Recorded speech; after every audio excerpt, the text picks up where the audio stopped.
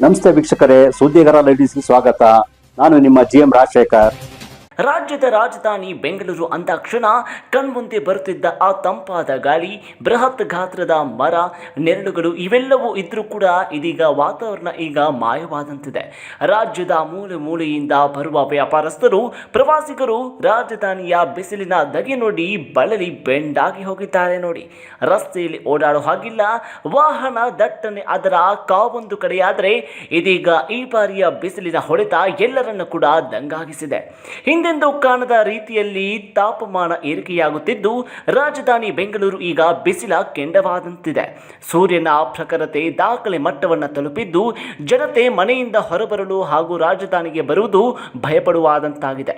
ಬೆಳಗ್ಗೆ ಕಚೇರಿಗೆ ಹೋಗುವವರು, ವ್ಯಾಪಾರಸ್ಥರು ಬಿಸಿನ ಧಗೆಯಿಂದ ಮೆಟ್ರೋ, ರೈಲು ಹಾಗೂ AC ಕ್ಯಾಬ್ಗಳು ಮೊರೆ ಹೋದರೆ ವ್ಯಾಪಾರಸ್ಥರು ದೊಡ್ಡ ದೊಡ್ಡ AC ಮಾಲ್ಗಳಿಂದ ಹೊರಬರುತ್ತಿಲ್ಲ.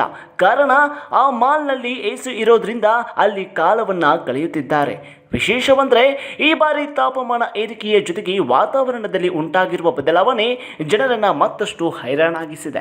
ಈಗ ಸೂರ್ಯನ ಶಾಖ ಹೆಚ್ಚಾದಂತೆ ಈ ತೇವಾಂಶವು ಆವಿಯಾಗಿ ಇಡೀ ವಾತಾವರಣ ಪ್ರೆಷರ್ ಕುಕ್ಕರ್ನಂತೆ ಬದಲಾಗಿಸಿದೆ. ಈ ಹವೆಯಂತಹ ವಾತಾವರಣದಿಂದಾಗಿ ಜನರು ವಿಪರೀತ ಬೆವರುತ್ತಿದ್ದು ಉಸಿರುಕಟ್ಟುವಂತಹ ಶೆಕೆಯನ್ನು ಕೂಡ ಅನುಭವಿಸುವಂತಾಗಿದೆ. ಬಿಸಿಲು ಧಗೆ ನಗರದ ಜನರಂತೂ ಎಳೆನೀರು, ಕಬ್ಬು ಜ್ಯೂಸು ಮೊರೆ ಹೋದರೆ ನೀರಿನ ಬಾಟಲ್ಗಳಂತೂ ಕಡ್ಲೆಪುರಿ ಕಚ್ಚಾತಕ್ಕೆ ಕಚ್ಚಾಗುತ್ತಿದೆ. ಎಷ್ಟು ನೀರು ಕುಡಿದರೂ ದಣಿವು ನೀಗುತ್ತಿಲ್ಲ. ವಾರ್ ಹೆಸರಿನಲ್ಲಿ ಕೆಲವು ಹೋಟೆಲ್ಗಳಲ್ಲಿ ಹಣ್ಣಿನ ಜ್ಯೂಸ್ ದರ ಕೂಡ ದುಪ್ಪಟ್ಟಾಗಿದ್ರೆ 120ರಿಂದ 180 ರೂಪಾಯಿ ಒಂದು ಗ್ಲಾಸ್ ಜ್ಯೂಸು ದುಬಾರಿಯಾಗಿದೆ. ಇನ್ನಿತರ ತಂಪು ಪಾನೀಯಗಳ ದರವು ಕೂಡ ಗಗನಕ್ಕೇರಿದೆ. ಭಾರಿ ಬಿಸಿಲಿನ ಧಗೆಗೆ ಆಟೋ ಇನ್ನಿತರ ಸಣ್ಣ ಪುಟ್ಟ ವಾಹನ ಓಡಿಸುವವರು ರಸ್ತೆ ಪಕ್ಕದಲ್ಲಿ ನಿಲ್ಲಿಸಿ ನೆರಳಿನಲ್ಲಿ ಬಟ್ಟೆ ಬಿಚ್ಚಿ ವಾಹನದಲ್ಲೇ ವಿಶ್ರಾಂತಿಯನ್ನ ಪಡೆಯುವಂತಾಗಿದೆ. AC ಹೊಂದಿರುವ ಕಾರು ಆಫ್ ಮಾಡದೆ AC ಹಾಕಿಕೊಂಡು ರಸ್ತೆ ಪಕ್ಕ ನಿಲ್ಲಿಸುತ್ತಿದ್ದಾರೆ. ಬಿಸಿಲ ಧಗೆಗೆ ಎಲ್ಲರೂ ಕೂಡ AC ಮರೆ ಹೋಗಿದ್ದಾರೆ. ಇನ್ನು 2 ತಿಂಗಳು ಮಳೆ ಬಾರದಿದ್ರೆ ಈ ವಾತಾವರಣ ಮತ್ತಷ್ಟು ಹದಗೆಟ್ಟು ಬಹಳಷ್ಟು ಜನರಿಗೆ ಆರೋಗ್ಯದಲ್ಲಿ ವ್ಯತ್ಯಾಸವೂ ಕೂಡ ಕಂಡುಬರುವ ಜೊತೆಗೆ ಸಾವು ನೋವು ಸಂಭವಿಸುವ ಸಂದರ್ಭ ಕೂಡ ಒದಗಿದೆ ಎಂಬಬಹುದು.